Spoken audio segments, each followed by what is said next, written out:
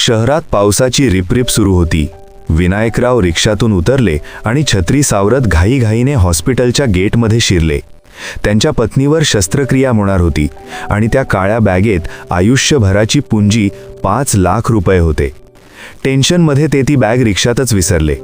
जेव्हा त्यांना बॅग आठवली तेव्हा जणू त्यांच्या पायाखालची जमीनच सरकली. हॉस्पिटलच्या पायरीवर बसून ते ढसाढसा रडू लागले. देवा, माझ्या पत्नीचे प्राण आता कसे वाचणार? मी सगळं गमावलं. त्यांच्याकडे आता ना वेळ होती ना तो रिक्षा नंबर.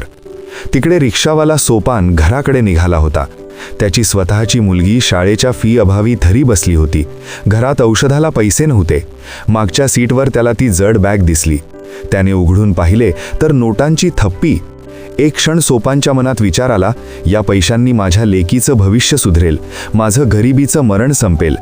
पण पुढच्याच क्षणी त्याला त्याच्या म्हाताऱ्या बापाचे शब्द आठवले. सोपान, उपाशी राहिला तरी चालेल, पण दुसऱ्याच्या रक्ताचं पाणी करून आलेला पैसा घराचा उंबरा ओलांडता कामा नये. सोपानने आपली जुनी रिक्षा पुन्हा सुरू केली. पाऊस वाढत होता, रस्ते ओले होते, पण तो विनायकरावांना शोधण्यासाठी शहराच्या कोपऱ्या कोपऱ्यात फिरला. शेवटी रात्री उशिरा त्याला तेच हॉस्पिटल दिसले जिथे त्याने त्या काकांना सोडले होते. हॉस्पिटलच्या बाकावर डोक्याला हात लावून बसलेल्या विनायकरावांच्या खांद्यावर सोपानने हात ठेवला. काका, तुमची अमानत. विनायकरावांनी बॅग छातीशी कवटाळली आणि सोपानच्या पाया पडायला धावले. ते रडत म्हणाले, बाळा, तू आज फक्त पैसे नाही तर माझ्या पत्नीचे प्राण परत आणले आहेस. काय देऊ तुला? सोपान डोळ्यातील पाणी पुसत हसून म्हणाला, काका, काही नको. फक्त सांगा की रिक्षावाला गरीब असला तरी चोर नसतो. माझं इमान आजही जागा आहे.